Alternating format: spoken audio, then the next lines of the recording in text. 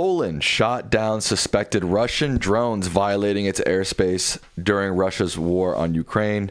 Prime Minister Tusk of Poland called it a large-scale provocation, triggering NATO Article 4 consultations. Okay, NATO Article 4 consultation is that NATO nations are supposed to get together and figure out what to do if there is a military violation of any one of their members. It's not Article 5, and I want to make that clear. Do you know the difference, Sam, between Article 4 and 5? No idea. All right. Article 5 is the mutual defense article. That says an attack on one is an attack on oil. This doesn't trigger that, doesn't trigger a response, unlike Article 5, which should. It simply triggers consultation. And NATO considers this extremely provocative. You know, as this one news report says, Russia has attacked an American-owned business in Ukraine. It has continued bombing civilians, and most recently it sent drones into Poland's airspace in an apparently unprecedented event that has NATO spooked about a much wider war. That is truly frightening, because a much wider war in Europe really portends the possible threat of World War III and the possible threat of the use of all weapons, including nuclear weapons. Well, if you open the Pandora box of nuclear weapons, the likely result is the destruction of civilization. The United States and Russia have more than enough nuclear firepower in their arsenals that if there was a nuclear war, the only thing we'd be worried about at the end of it is how high the rubble of the world is going to bounce. You know, our weaponry is thousands upon thousands of times more powerful than the bombs that devastated Hiroshima and Nagasaki at the end of World War II. But here's the truly puzzling thing, and that is the lack of a strong and firm response from the supposed leader of the free world, Donald Trump. This is what he said. As far as I know, Sam, he hasn't said anything further. What's with Russia violating Poland's airspace with drones? Here we go. What does that mean, Sam? I don't know. No one knows. Yeah, I don't know. Is that going to make Vladimir Putin quake in his boots? Probably not. Well, here is something incredible. And the same news story says that even Republicans are now charging that Putin is playing Donald Trump, just as he did at that famous Helsinki summit during his first term, when Trump seemed to agree with the Russian Secret Service more than his own intelligence community about Russian meddling in the 2016 election.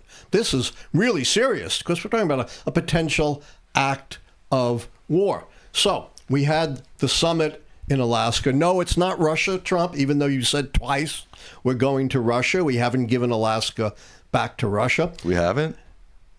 Well, maybe Trump has, but I don't think it's been ratified. So he says there's got to be a ceasefire or there are going to be serious consequences for Putin, right? Remember that? Oh, yeah. Yeah. Did we get a ceasefire? No. Were there any consequences for Putin? No. No. Then he gave Putin a 2-week deadline, right? Oh, right. Yes. He must have. Trump always sticks to his word. He must have. Once that deadline came in, I know Trump took action, right? And we've blown way past that deadline. Oh. And what has Trump done? Nothing? Nothing. Oh. Absolutely nothing. So here is Republicans, not the lunatic left. Senator Joni Ernst of Iowa, very solid conservative, usually a strong Trump supporter. President Trump wants to make sure that he's giving every opportunity for peace to get this war resolved, but Putin is playing him right now. Those aren't my words. Those are the words of a conservative Republican president. Putin is playing him right now as Putin blows through every threat, every deadline that Trump gives him. Senator Tom Tillis, I think Russia is playing. They're really playing us like a piano right now. Now, those two aren't running for re-election, but they're still solidly conservative Republicans. But let's look at someone who's not leaving the Senate, another very conservative Republican, one of the most conservatives, from Mississippi, of all places. Senate Armed Services Chairman Roger Wicker. He said, quote, Trump has given Vladimir Putin every chance, but the Russian president has mocked the peace process and played games with the peace talk. This is a sitting senator, very conservative, from Mississippi, who is not retiring. So this is really frightening that Vladimir Putin, even according to Republicans, is being played. Here's Republican Representative Don Bacon.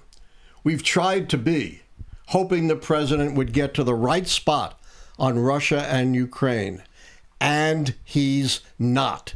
The administration's policy towards Russia is weak and vacillating, and Putin is taking advantage of it. In other words, Putin has just played Trump and suffered absolutely no consequences and gone on to threaten a NATO partner, to kill more civilians in Ukraine, to destroy an American-owned business with absolutely nothing except here we go again, coming back from Donald Trump. It's very, very frightening. Violating the airspace of a NATO ally is incredibly serious.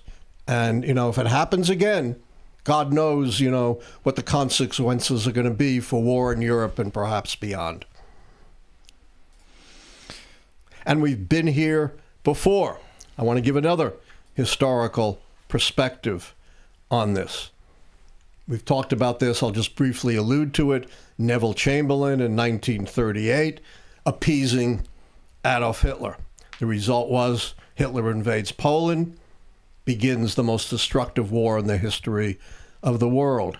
And here at home, not President Roosevelt, but a very strong contingent of mostly conservative Americans, led by America's hero, Charles Lindbergh, formed the America First Committee to further appease Hitler, to say we should not aid any of the allies resisting Hitler, not Churchill's Germany, not the Soviet Union, where 4 million Jews lived. And if he had conquered the Soviet Union, millions of more Jewish lives would have been destroyed. You can't operate on appeasing a dictator. You ever been involved with a bully, Sam? Yeah. And what's the only way to deal with a bully? To appease them? No. No, you got to stand up to them. And that's what Trump, supposedly the great deal maker, the guy who said, they're going to respect us now because I'm so tough, has just been laying down in front of Putin. Let's hope it's going to change. Thanks for watching our video. And don't forget to like, subscribe, and become a member today.